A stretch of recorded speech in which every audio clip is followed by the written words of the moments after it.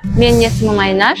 Мен Бауыржан Момышұлы атындағы номер 5 орта мектебінде жұмыс істеймін. Жалпы тіл маманымын.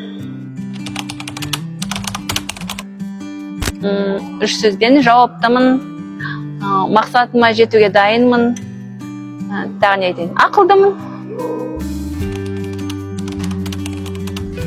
Жалпы енді Бауыржан Момышұлы ол біздің халық қаһарманы, сондықтан ерлігі, оның іс-әрекеттері мен үшін үлкен мәртебе деуге болады.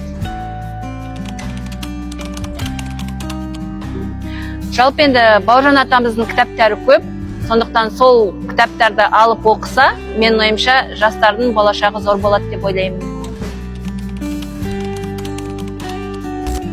Алғашым жұмысым енді осы педагог, мұғалім ретінде армандаған жұмысым, сондықтан жұмысым өте ұнайды. Осы болашақта қазір жасөспірімдерге жақсы тәлім тәрбие беру деп көп еңбек етіп жатырмын.